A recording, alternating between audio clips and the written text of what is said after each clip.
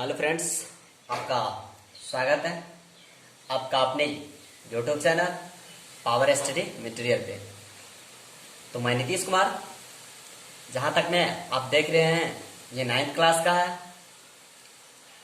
1.2 देख रहे हैं, ये 1.2 है, जो कि 1.1 मैं कल ही बना के आप लोगों को वीडियो दे दिया था।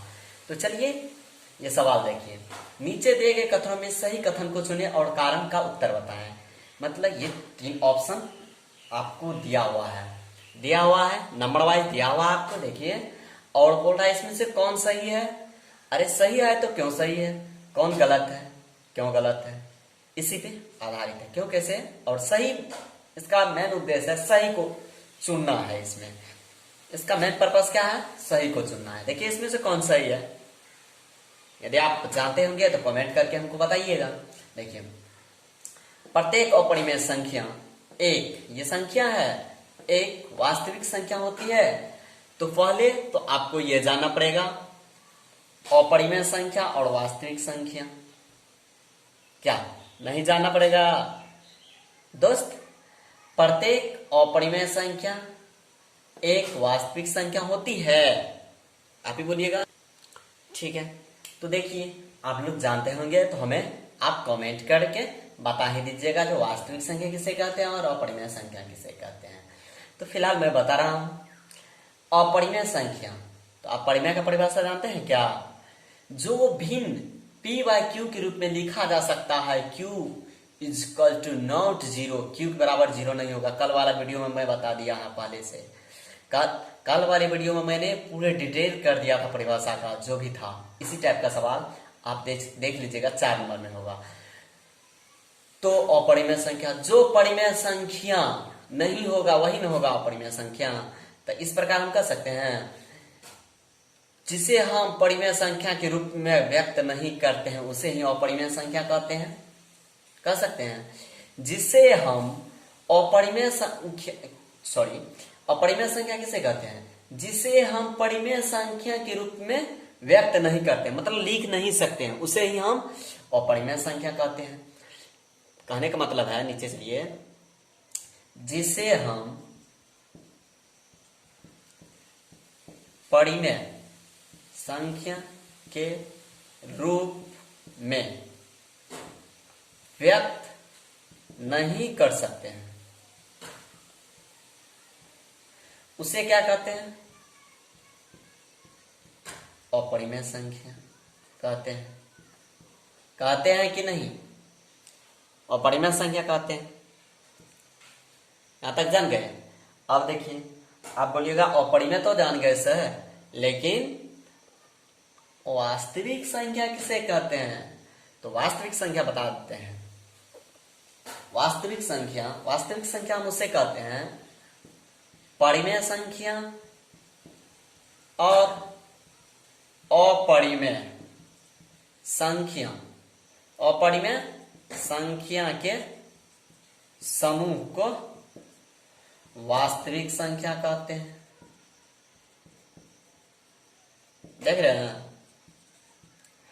अरे परिमेय संख्या और अपरिमेय संख्या के समूह को वास्तविक संख्या कहते हैं। अपरिमेय संख्या जिसे भिन्न p बाय क्यू के रूप में व्यक्त नहीं कर सकते, मतलब जो अपरिमेय संख्या के रूप में व्यक्त नहीं करेंगे वो अपरिमेय हो जाएगा। और वास्तविक संख्या जो परिमेय, वैसी संख्या जिसे परिमेय वास्तविक संख्या परिभाषा होगा, परिमेय संख्या और अपरिमेय संख्या के समूह को वास्तविक संख्या कहते हैं। वास्तविक संख्या की परिभाषा क्या होगा, परिमेय संख्या तथा अपरिमेय संख्या के समूह को वास्तविक संख्या कहते हैं। तो ये आप समझ गए होंगे, तो निपटा देते हैं। चलिए तो आप जान गए क्या कहता है, प्रत्येक अपरिमेय संख्या वास्तविक संख्या होती है। हाँ होती है, क्योंकि वास्तविक संख्या किसे कहते हैं, परिमेय तथा अपरिमेय संख्या के समूह को वास्तविक संख्या कहते हैं, इसलिए ये सही हुआ। तो एक का आंसर सत्य होगा। बोल रहा है सही कथन को चुने तो सत्य होगा। क्यों होगा, तो रीजन तो बता दिया आपका। रीजन तो आपका आपके हाथों में है, क्योंकि मैंने अभी तो बता दिया है। सत्य हो जाएगा, ये हो गया नहीं,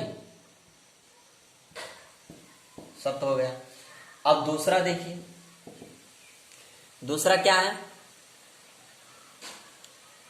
संख्या रेखा का प्रत्येक बिंदु रूट m के रूप का होता है, जहां m एक प्राकृत संख्या है। आप जानते हैं ये सब बात कहीं? संख्या रेखा का प्रत्येक बिंदु, संख्या रेखा पर जो प्रत्येक बिंदु होता है रूट m का होता है, ये भी नहीं है। जहां m प्राकृत संख्या है, m कभी प्राकृत संख्या होता है, ये भी गलत है, असत्य है। देख लिए। अब देखिए तीसरा नंबर,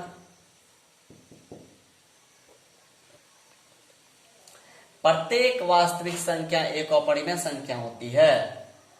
होती, अरे दोस्त होती है। वास्तविक संख्या किसे कहते हैं? परिमेय तथा अपरिमेय संख्या एक समूह को। लेकिन यहाँ बोल रहा वास्तविक संख्या एक अपरिमेय संख्या होती है, इसमें परिमेय भी लगल रहेगा तब नहीं ये सही होता। ये बोल रहा है कि वास्तविक संख्या एक अपरिमेय संख्या होती है, नहीं, क्योंकि उसमें परिमेय भी आ जाता है। परिमेय तो अपरिमेय है, परिमेय कभी अपरिमेय होगा नहीं ना, ये गलत हो जाएगा, असत्य हो जाएगा। अरे परिभाषा से आप लीजिए ना इसको। आई तो आप संख्या रेखा पर जानिए रहे हैं, कल प्राकृत संख्या का परिभाषा देवे किए हैं 1.1 में, कल वाली वीडियो में, तो आप देख लीजिएगा। इससे पहले वाली वीडियो में मैं दे चुका हूं 1.1 में। ये सवाल क्या हो गया? सॉल्व हो गया आपका, देख रहे हैं। चलिए अब नेक्स्ट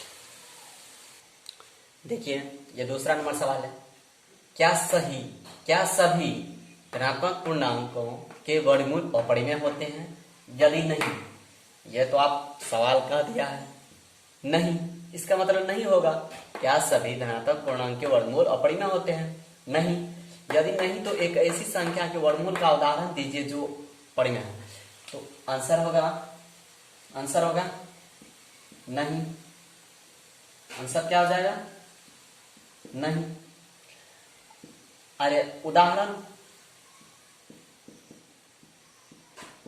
देखिए, उसमें कौन कौन हो जाएगा? उदाहरण देख लीजिए आप।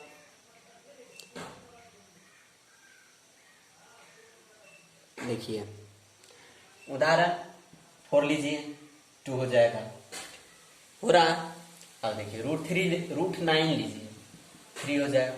तो ये क्या है? परिमेय संख्या होती है, जो एक परिमेय संख्या, तो परिमेय संख्या ये समझ रहे हैं। क्योंकि सवाल से देखिएगा अपरिमेय संख्या होते हैं, यदि नहीं तो एक ऐसे संख्या के वर्गमूल का उदाहरण दीजिए जो एक परिमेय संख्या। इसे भी हम p/q के रूप में लिख सकते हैं। लिख लिए, देखिए यही आपका आंसर हो जाएगा। उदाहरण के लिए ये, और आंसर आपका ये हो जाएगा। डाउन नहीं है दोस्त। देखिए दोस्त, ये तीसरा नंबर सवाल है, और इसका जो चौथा नंबर सवाल है वो क्रियाकलाप है। तो क्रियाकलाप तो बताएंगे नहीं, क्रियाकलाप ये पूछा नहीं जाता। तो देखिए ये जो तीसरा नंबर सवाल है, बोल रहा है दिखाए कि संख्या रेखा पर √5 को निरूपित करके, निरूपित किया जा सकता है √5 को। हाँ दोस्त, निरूपित तो किया जाएगा, बस आपको थोड़ा माथे लगाना, मतलब माइंड का यूज करना है। तो देखिए मैं पहले ये बता दूं आप लोगों को, आप कुछ भी चीज करते हैं ना, थोड़ा सब्र कीजिए ना, सब्र कीजिएगा तो बहुत अच्छा लगेगा। आप जैसे अभी मेरे YouTube चैनल कोई बॉयज या कोई भी हो, कोई स्टूडेंट्स यदि निकालते होंगे, अरे भाई ये क्या बोल रहा, हटा, इसका वीडियो नहीं देखना मुझे। अरे भाई ये सब काम मत कीजिए दोस्त, ये सब काम आपको बहुत, ये सब बातें जो होता है ना, बहुत आपको कड़वा लगेगा, आगे चल के बहुत अच्छा होता है। आप अपने जीवन में इसका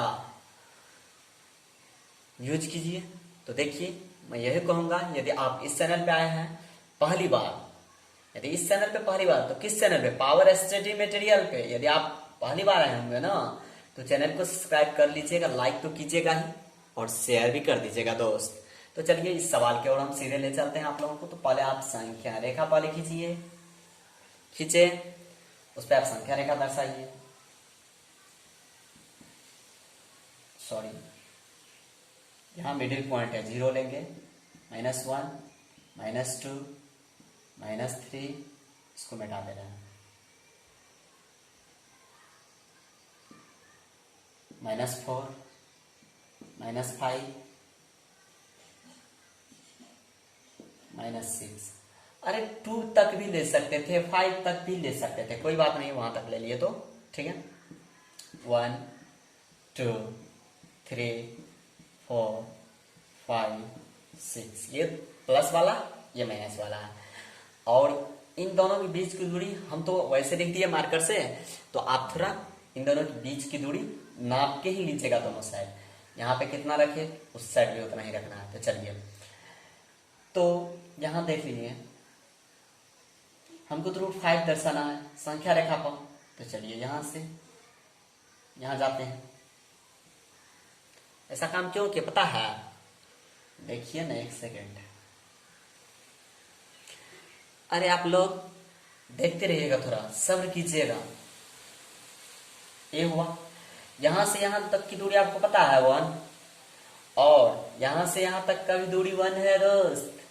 जितना लंबा है उतना ही, जितना चौड़ा मानिए आप इसको, या लंबा मानिए, कुछ भी मान सकते हैं। जितना लंबा है उतना ही चौड़ा है, जितना मतलब शीर्ष है उतना ही उसका क्या है, नीचे वाला, जितना ऊपर है उतना ही नीचे वाला है। जितना, यानी जितना कहने का मतलब लंबा है उतना ही आधार है, ठीक है। तो देखिए, आप इस तरह से कर लिए, √5 आपको दिखाना है। तो देखिए यहां से हम लिख सकते हैं OA बराबर, लिख सकते हैं, या यहाँ पे आप A मान लीजिए, यहाँ पे B मान लीजिए, यहाँ पे मान सकते हैं, B यहाँ पे मानिए, कोई हर्ज नहीं ना है मानने में। यहाँ पे B मानिए, B मान लिए, तो यहाँ पे आप B मान लिए, यहाँ पे A है। इन दोनों के बीच की दूरी 1 है। तो देखिए लिख सकते हैं, कर्ण बराबर OB, कर्ण क्या है OB बराबर लिख सकते हैं हम क्या, √1 का स्क्वायर प्लस 1 का स्क्वायर लिख सकते हैं। तो ये क्या हो जाएगा, √2 हो जाएगा, होगा या नहीं? इसको आप √2 मान लीजिए, इसको आप √2 मानिए। अभी तो √2 तक आए हैं, अब फिर इसको लेके चलिए, आप चलिएगा। देखिए, तो यहां से यहां तक की दूरी 1 था, यहां से यहां तक की दूरी, यहां से यहां इसका है ये √2, इसका 1 कर सकते हैं। इसको C मानिए, तो OC बराबर √अंडर हो जाएगा √2 का स्क्वायर प्लस 1 का स्क्वायर, तो √3 हो जाएगा। अरे 2 बराबर 2 प्लस 1 बराबर √3, समझ गए? तो √3 तक अभी गए हैं। उसके बाद चलिए सीधा एक बार करते हैं, √5 दिखा रहे हैं, तो ये हो गया √3, ये हो गया 1, C तो यहाँ पे D ले सकते हैं। चलिए फिर हम दिखा देते हैं इसी साइड में। तो OD बराबर क्या हो जाएगा, √3 का स्क्वायर प्लस 1 का स्क्वायर होगा, होगा दोस्त? अरे उधर मिटा देते हैं, इधर आ जाइए। देखिए यहाँ OD √3 का स्क्वायर प्लस 1 का स्क्वायर। देखिए √3 का 3 प्लस 1 √4 बराबर आप 2 जानते हैं ना, तो ये 2 हो गया। और ही बार लगता है निकल जाएगा। देखिए ठीक, अब देखिए D तो E भी 1 है, मतलब लंब सबका 1 रहेगा, आधार चेंज होते जा रहा है। देख लीजिए, देख रहे हैं? तो चलिए अब फिर नीचे चलते हैं आप लोगों को लेके। तो OE बराबर क्या हो जाएगा,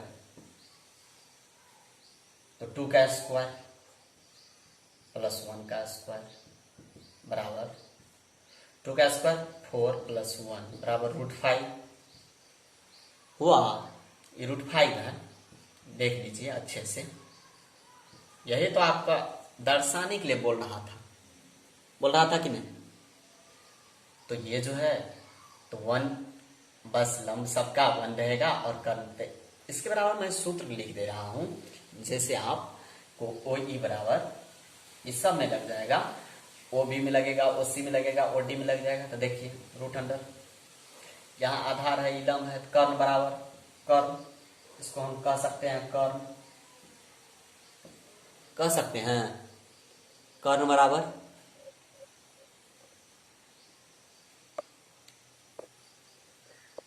कह सकते हैं हम, तो कर्ण लिख दिए हैं।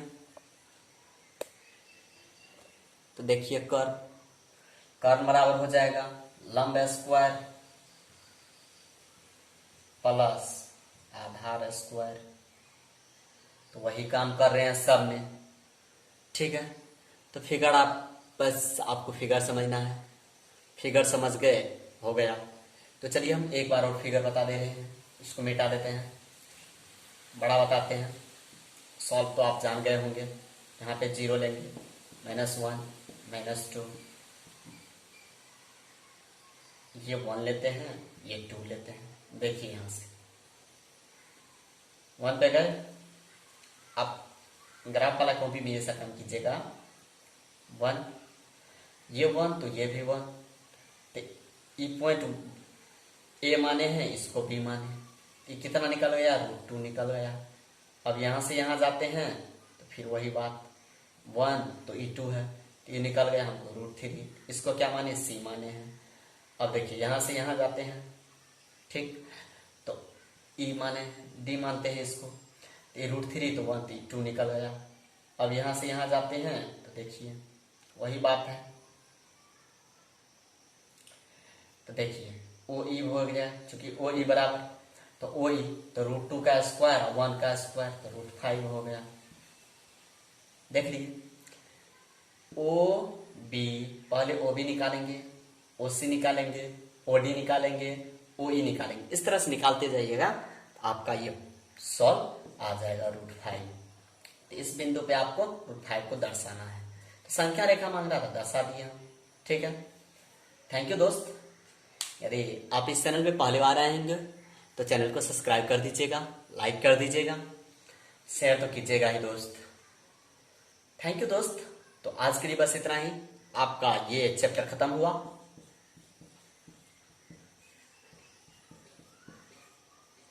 ये आपका चैप्टर खत्म हुआ, जो भी बता रहा हूँ 9th के क्लास का बता रहा हूँ।